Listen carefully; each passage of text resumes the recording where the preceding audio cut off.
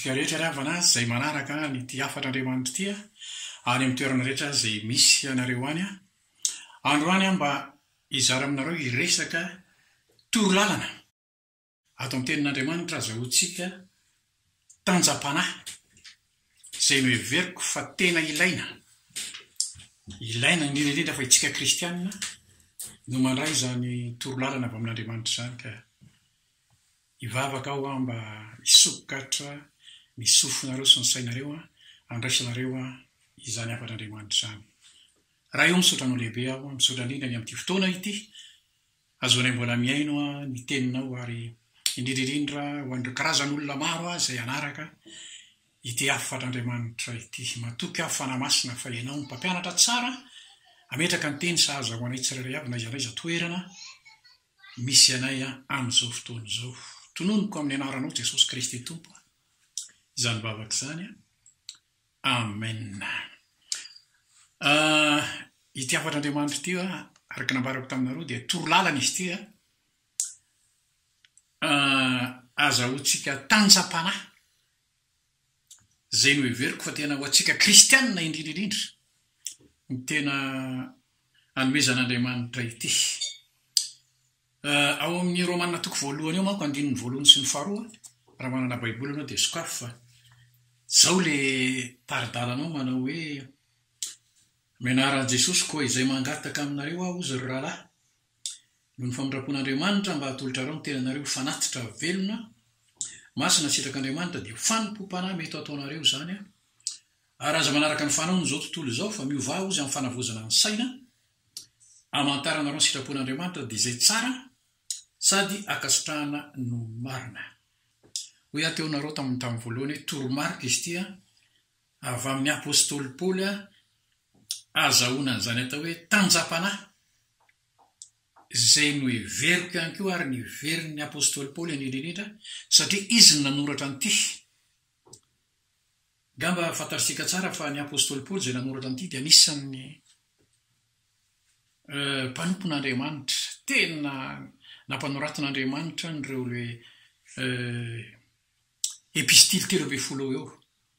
zay tena hitako hoe tena be dehibe tokoa ary tena misy lesona be dehibe mihitsy namen'andriamanitra ary napetrak'andriamanitra atao anatin'ity mpanompony ity andraisantsika zany atao hoe tanjam-panahy androany mba hizara kely anareo an'ity fanambaran'ny apôstôly Paoly ity amin'ny romanina toko voalohany zay efa novakiko taminareo teo fa eto ny apôstôly Paoly teo amin'ity teny ity dia tena hitako mihitsy hoe rehefa nandray an' Jesosy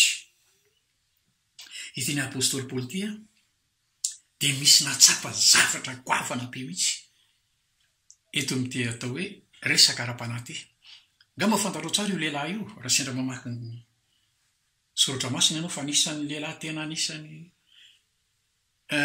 mpanompo teo amin'ny farsy eo nianatra ary tena nafana fo mihitsy ary hitantsika tao ny tantarany fa tena hatraminy hoe nahafaty aza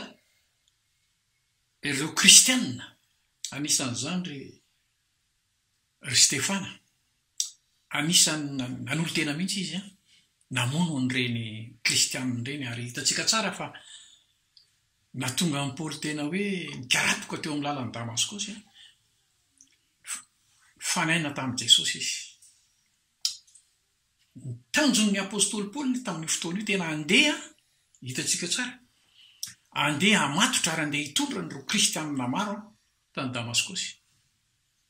fa eto eo amin'ny tantara io fanena tamin'i Jesosy izy ary hitantsika tsara fa nikarapoka tamin'ny taniny lehilahy nanomboka teo izy vao tena tonga saina mihitsy ary heveriny fa nety manko ny zavatra nataony hatramin'izay nety ny fivavahana nataony hatramin'izay fa nanomboka teo amin'izay ny apôstôly Paoly dia nahatsapa fa tena diso ny fandresen-dahatra tao anatiny zay nampianatra nyity atao hoe didy amandalana teo ny jiosy ity fa niveriny fa io ny famonjena ididy amandalana io ary io ny tena ahitana an'Andriamanitra dia hoy aho hoe tena nanokatra ny sain'ny lehilahy am'izay Andriamanitra eto ary mananatra izy eto jereo tsara ty Romanina toko voalohany ty any no hoe hozaraiko aminao fa raha manam-potoana ianao any tokantrano any mamataka aminao manana epistily 13 nanoratana ho tezana n'izany atao hoe kristianina ny apôstôly Paoly mipino fa androany mba tena ity nambarany apôstôly Paoly eto amin'ny andininy voalohany sy faharotiny mba tena tiako zaraiko aminareo hoe anisany lakile io zany hitan'ny apôstôly Paoly hoe zany hoe fanolorantena atoloro ny tena nareo zy fanatitra velona masina sitrak'Andriamanitra dia ny fanompom-panahy mety atao zany ozy zay ny ataon'ny apôstôly Paoly eto ary toy izany hoe aza manaraka ny fanaon'izao tontolo izao fa miova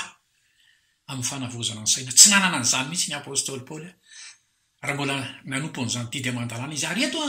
mba te hiresaka amintsika koa izay mitondra anarana kristianina satria be dehibe koa ny olona mitondra anarana kristianina fa tsy tena mahatsapa izany fahamarinana hoe ahoana marina ny azahoana tanjam-panahy hoentina manatrika ny karazana problema be dehibe ary ohatra fotsiny inge ty soratra masiny ty ohatra fotsiny ty soratra masiny ty hitanao amin'izany ny apôstôly Paoly fa eto sokafan'ny fanamasina amin'izay ny sain'ny apôstôly Paoly eto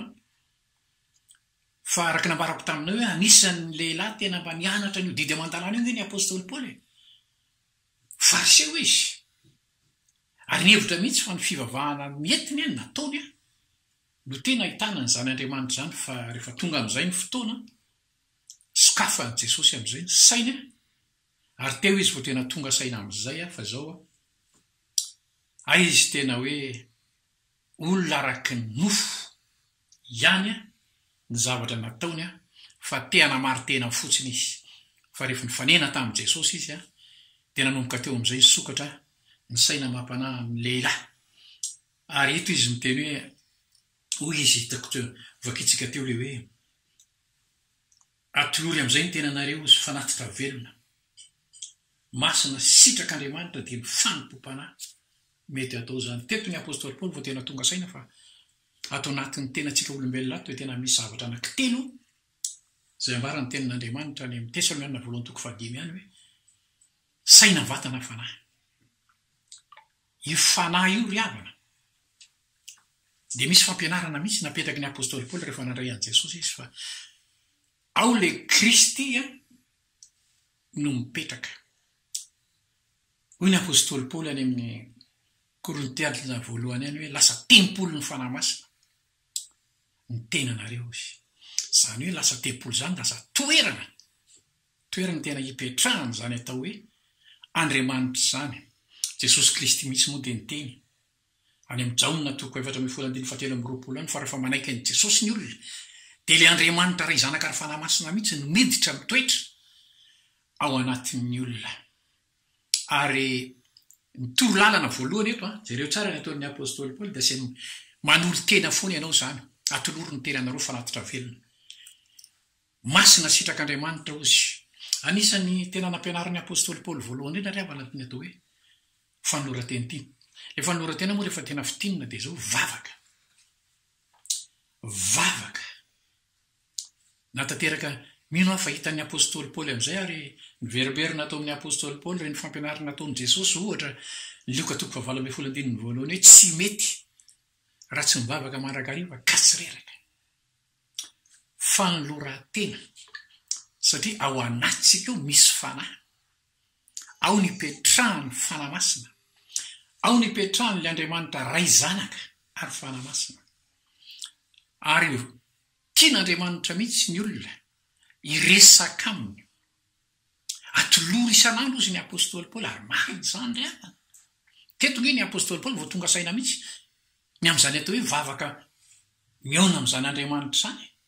inoko fa nanao zavatra betsaka izy vavaka betsaka taloha zay fa mbola tsy fantatry Paoly mihitsy nyzany atao hoe fionana amin'Andriamanitra zany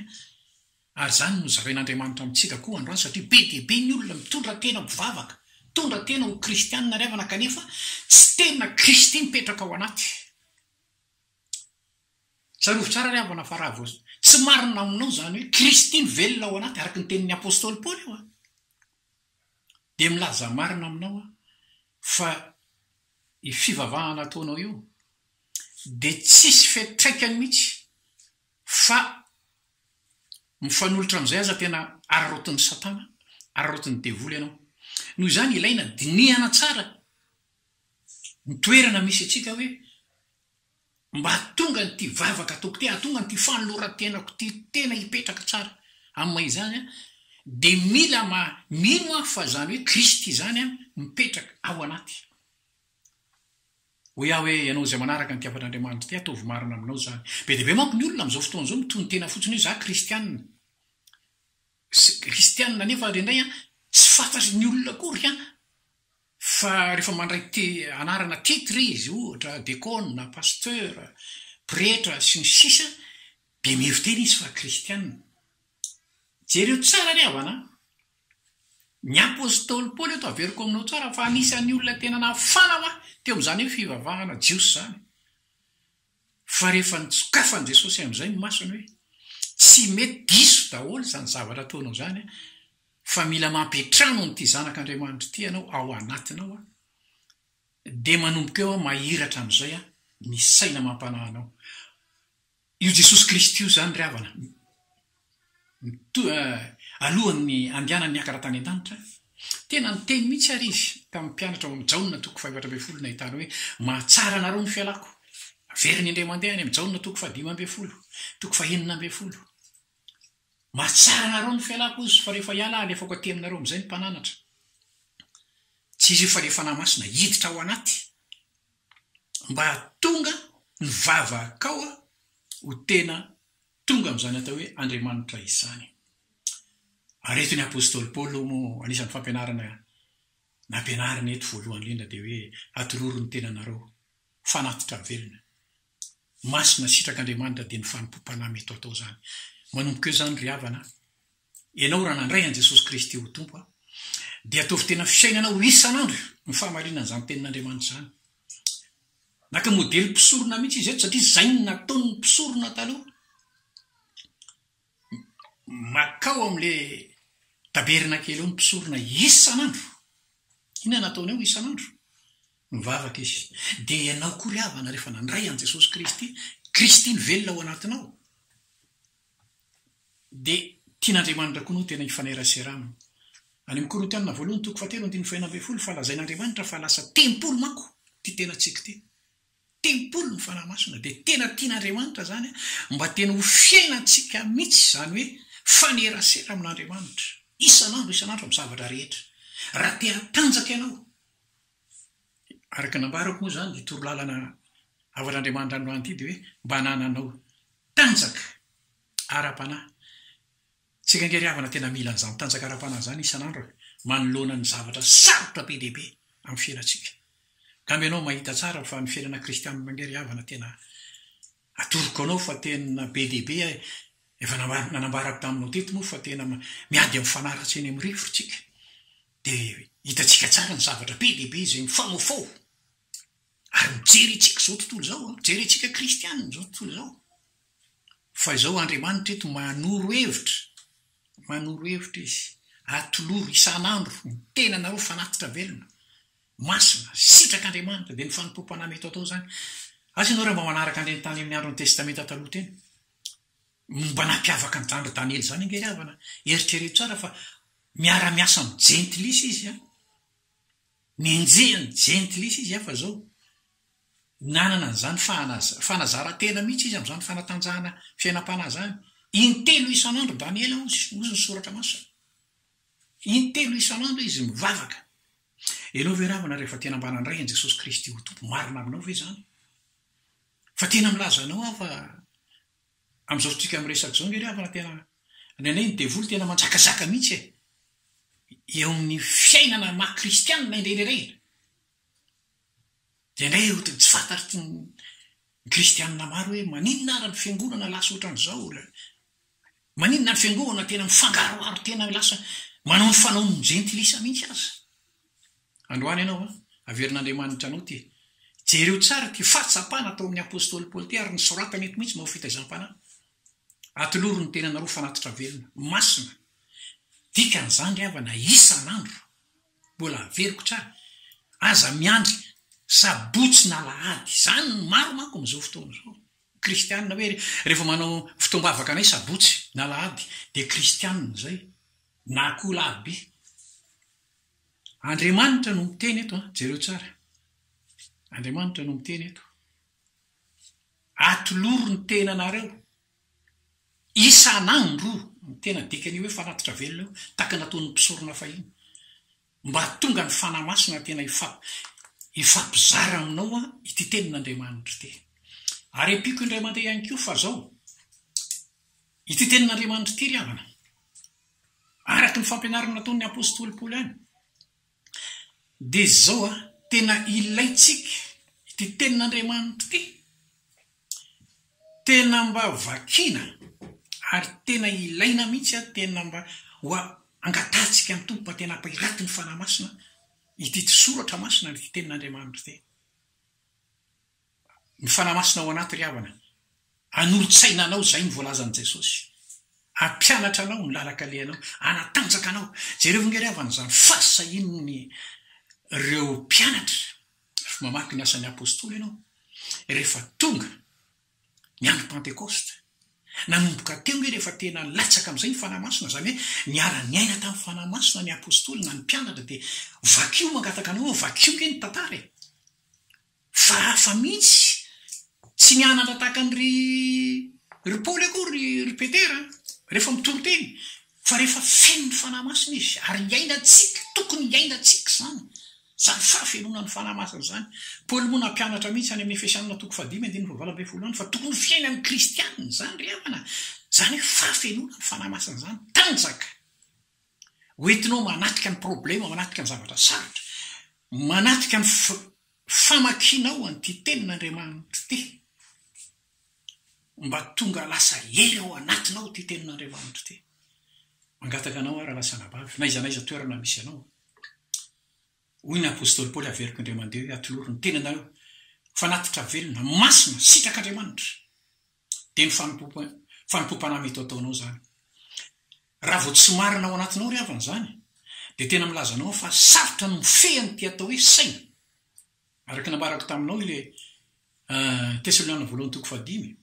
andininy 7 tena am'roapolo hoe saina vatana fanany maolona ny olona sarotra ry havana no mifehany saina ratsy ny fanahy masin'Andriamanitra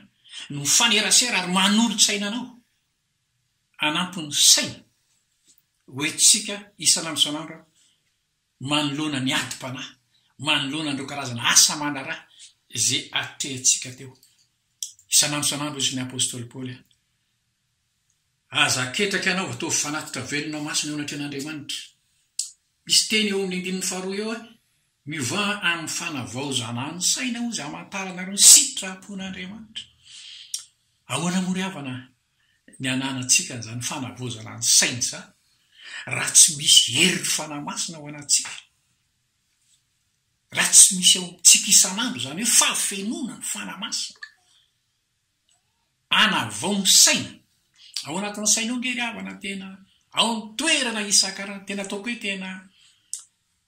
sahanady lehibe misy no anatin'ny saina hoe mahatonga ny olona marobe enina ny kristianina zaka ratsy fanolora-tena de sahirana mihitsy makafanam-pakevitra satria le saina ao anaty ao de misy zavatra be dehibe ary zany natonga ny fanamasina mpiteny am-Paoly any amin'ny Kolosiana 3:9 hoe aoka ny tenin'ny Kristy io zay toetra betsaka ao anatinareo ahoana moa ry havana zany hoe betsaka zany ahoana ny fanazara-tenanao amin'izany atao hoe betsaka zany tsika manko mieritreritra fa hoe ny tokony pasteur na ny mpitondra fihavahana mpitoro-teny any ny tokony anana n'izany teny betsaka zany tsy ry havana ity tenin'Andriamanitra ity napetrak'Andriamanitra ho atsika ity de sambatra ianao raha mba anisany mba marina aminao zany tenin'Andriamanitra zany aoka ny tenin'ny Kristy toetra betsaka ao anatinareo izy kanefa mbola somary everiko aminao matoa napetraka ny fanamasina tao amin'ny Paoly ny Efesianina 5:9 fampianarana io hoe aza mety mamidovay ianareo fa amin'izany de misy fanarana po amin'ny ratsy fa oko fenona ny fanamasina de tokony ho marina amintsika isan'andro ry havana zany fahafenoan'ny fanahymasina zany ny akamorontsika manko rehefa tonga ny andro pentekosta dia eo ny olona voatrany hoe faly mihitsy ny olona eo hoe mea saotra n'Andriamanitra fa androany ny fahatserovana ny fanahymasina androany ny zavatra hitatsika nefa rehefa manaraka tsara ianao dia zao iny andro iny ihany ny olona mba miresaka an'izany atao hoe fahafenoan'ny fanahymasina zany fa ny alatsinainy dia ngamitsika samy mahita jolo fa jereo tsara nge fa ny karazan'ny olona mameno fiangonana amin'ny andro pentekosta ihany ireo manao fanao ny jentilisa amin'ny andro latsinainy io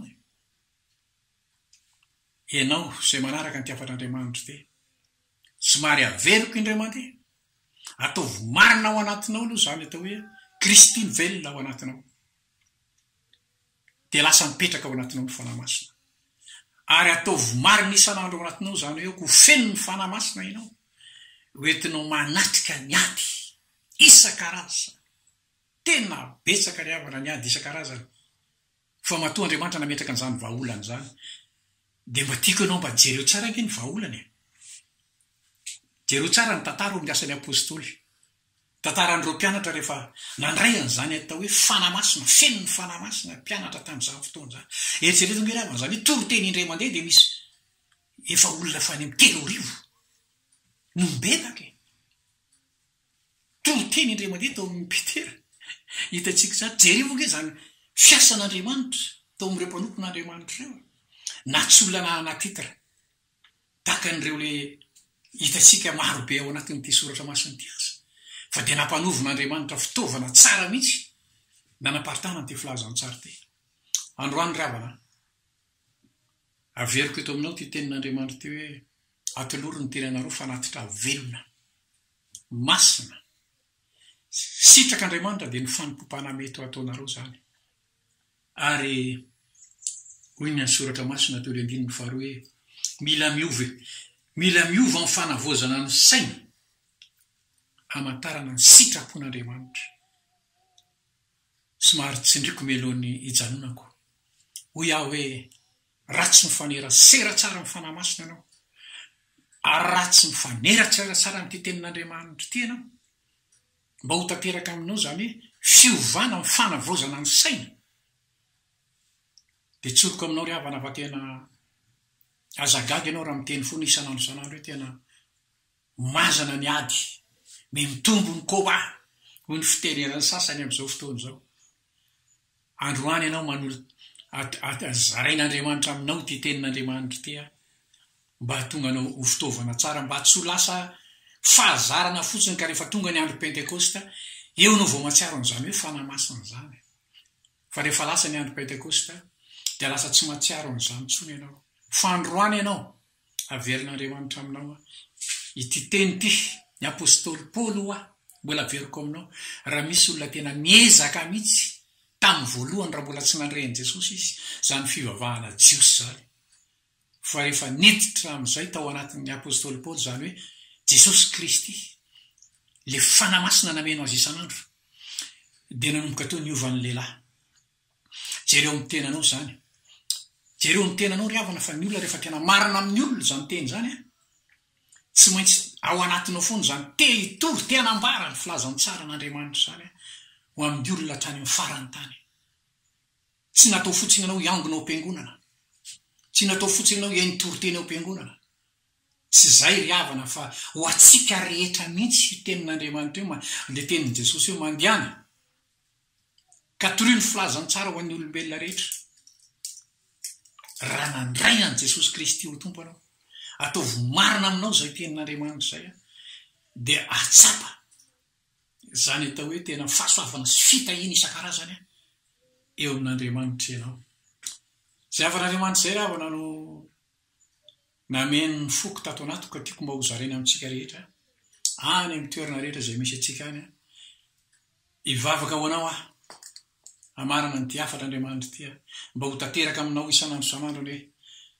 zany afatr'Andriamanitra hoe atoloro ny tenanareo fanatitra velona